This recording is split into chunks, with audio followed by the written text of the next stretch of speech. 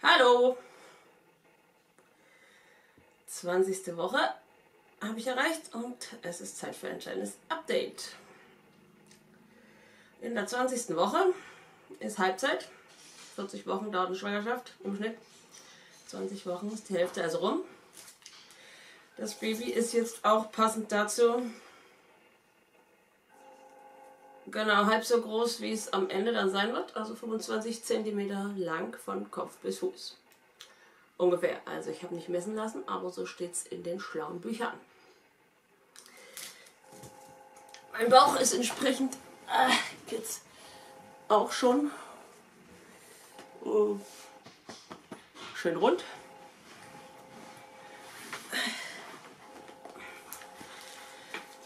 Und mir geht's gut. Ich kann nicht meckern. Die Schwangerschaftshormone, die machen immer, dass ich auf so einer Wohlfühlwoge schwimme. Das ist jetzt meine 6. Schwangerschaft, die ich ohne eine offizielle Vorsorge mache und auch wieder als Alleingeburt plane. Ich habe also schon ein bisschen Übung und Routine da drin. Meine erste Schwangerschaft war aber nicht so. Die habe ich ziemlich regulär mit Vorsorge beim Arzt und bei der Hebamme gemacht. Und ja, wie ist das, so eine Schwangerschaft in Eigenregie? Ich finde es sehr entspannt. Und mir fehlt nichts. Die Vorsorge habe ich nämlich immer als sehr viel Sorge erlebt und wenig Handgreifliches. Da war dann im Ultraschall die Nierenbecken gestaut und der Bauch zu dick, zu dünn, was auch immer. Und es war eigentlich immer viel Sorge und wenig einfach entspannte Freude. Und deswegen habe ich diesen Termin auch immer mit viel Herzklopfen entgegengefiebert. Ja, und jetzt keine Vorsorge zu haben, ist deswegen sehr schön und entspannt. Niemand, der mir Angst macht, was alles passieren könnte.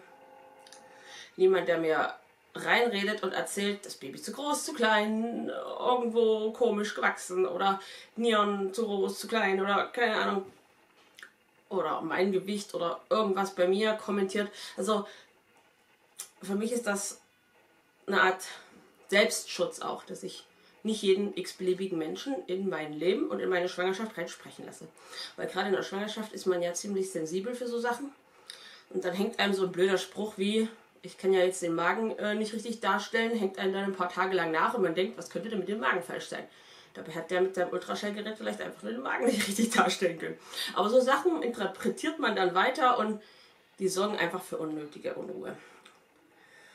Und das nicht zu haben, das sorgt bei mir für eine Stabilität. Ich fühle mich ausgeglichen und fiebere nicht dem nächsten Termin entgegen, wo ich dann denke, wer weiß, was gesehen wird. Und das ist wirklich sehr angenehm. Also vermisse ich nicht. Und ich will auch nicht wissen, was ich alles schon verpasst habe, dadurch, dass ich die letzten 5 Schwangerschaften auch keine Vorsorge gemacht habe und auch bei der Geburt nicht im Krankenhaus war oder im System. Will ich nicht wissen, was da alles entdeckt worden wäre, womit mir alles Angst gemacht worden wäre, was am Ende dann wieder sich völlig zerschlagen hätte, so wie es bei meiner ersten Schwangerschaft war. Ja, das Einzige, was man ohne Vorsorge auch nicht hat, ist ein Mutterpass. Damit kann man leben, aber wenn man ab und zu Bücher schreibt, dann kann man natürlich auch selber einen Mutterpass machen. Und das habe ich gemacht, zusammen mit der Doris Moser. Und das ist mein Mutterpass. Mein privater Mutterpass, den könnt ihr auch kaufen auf Amazon oder wo auch immer, wenn ihr wollt. Und da dokumentiere ich meine Schwangerschaft selbst und die Beobachtungen, die ich so mache.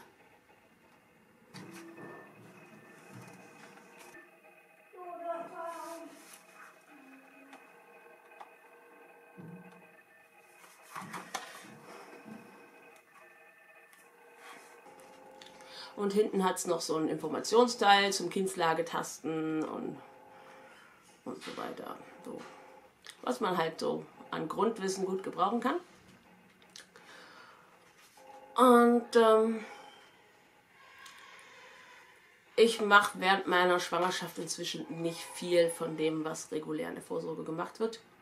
Das war in meiner ersten Schwangerschaft in Eigenregie noch ein bisschen anders. Da kannte ich meinen Körper noch nicht so gut. Da habe ich noch mehr so auf Urinstick gepinkelt und Blutdruck gemessen und so. Aber inzwischen merke ich sehr gut, wenn es mir gut geht, und ich merke auch, wenn es mir nicht gut geht und ich vielleicht irgendwas kontrolliert haben will. In meiner letzten Schwangerschaft zum Beispiel habe ich mal meine Schilddrüsenwerte überprüfen lassen, als meine Schilddrüse sich so komisch anfühlt über eine gewisse Zeit. War aber auch in Ordnung und ja, also ich kenne meinen Körper ziemlich gut, sodass ich so Standardtests eigentlich nicht brauche, sondern nur Tests mache, wenn ich irgendwie das Gefühl habe, irgendwas stimmt nicht. Was ich mache, ist Fundusstand verfolgen. Also die obere Kante der Gebärmutter wächst ja mit dem Baby nach oben und die taste ich. Da kann man ganz gut verfolgen, wie das Baby wächst. Ja, doch. Das ist schon ein kühler Finger.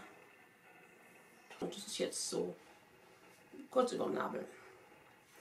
Und die Kindslage, die taste ich auch, aber jetzt eigentlich noch nicht. Also in der 20. Woche ist das noch nicht relevant. Das wird erst nachher zur Geburt hin relevant, weil man ja will, dass das Baby dann in einer geburtsgünstigen Lage liegt.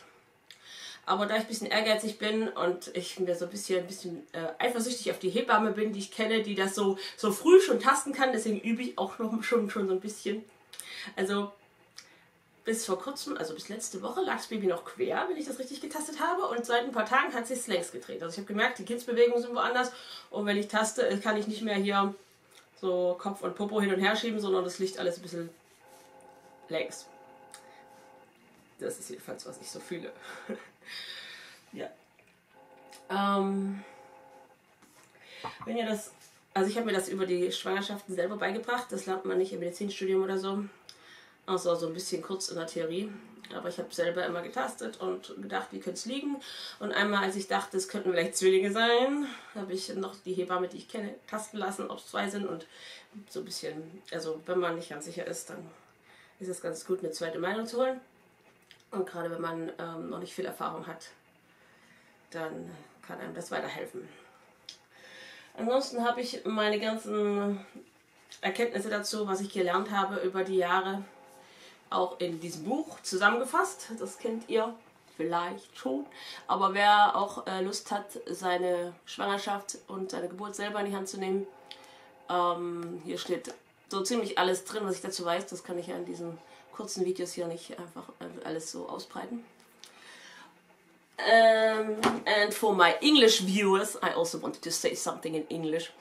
I have this book translated to English, so if you want to read it in English, you can do that. And you can buy it on Amazon or I don't know where else, but on Amazon is always a good source. Ja, und es kommt ja noch dazu, dass ich ja nicht nur schwanger bin. Das wäre ja gelacht.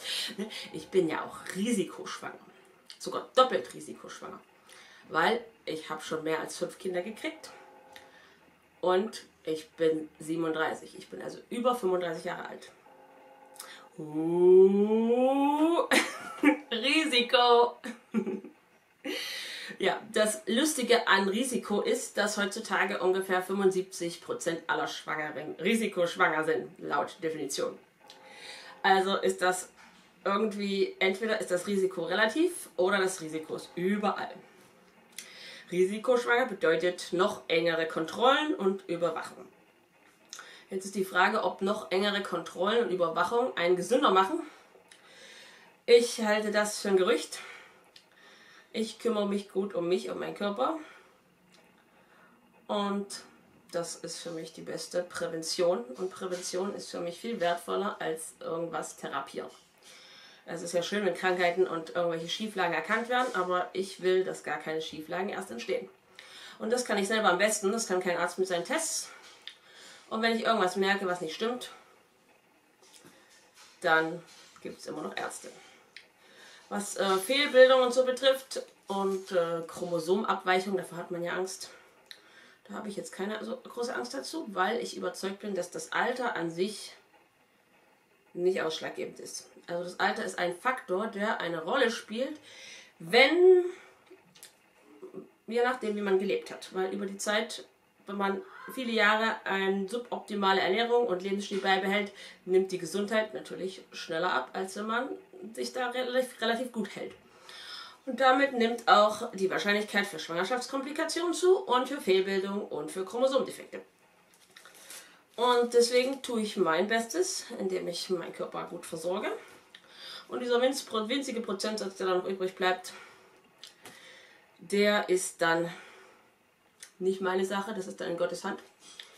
Aber ich nehme es, wie es kommt, und ich will vor allem kein Orakel vorher haben, weil die ganzen Ultraschalluntersuchungen, die ganzen Tests, die man machen kann, das gibt einem nie 100%. Es wird einem nie sagen, so wird es in der Zukunft sein.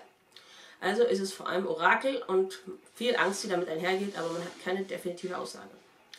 Deswegen bin ich lieber einfach unbeschwert schwanger und bei der Geburt sehe ich, was ich habe. Und wenn es ein behindertes Kind ist, wovon ich nicht ausgehe, dann ist es halt so. Aber dann weiß ich, so ist es und nicht, man sieht das und es könnte das sein und Prognose hier, Prognose da, 2 Ärzte, 3 Prognosen. Das möchte ich nicht. Das hatte ich in der ersten Schwangerschaft mit diesen gestauten Nierenbecken, wo dann spekuliert wurde, dass es Trisomie 21 sein könnte und mir eine Fruchtwasseruntersuchung nahegelegt wurde und nee, das möchte ich nicht. Ich möchte wissen, was ich habe, entweder zu 100% oder gar nicht. Ja, und deswegen bin ich jetzt einfach unverschämt und unbeschwert schwanger. Und dann ist jetzt die zweite Hälfte angebrochen, die zweite Schwangerschaftshälfte. Und ich werde es so gut genießen, wie ich kann. Weil ich nämlich echt gern schwanger bin und ich finde, das geht viel zu schnell vorbei. Ja, das war mein Video für heute. Tschüss!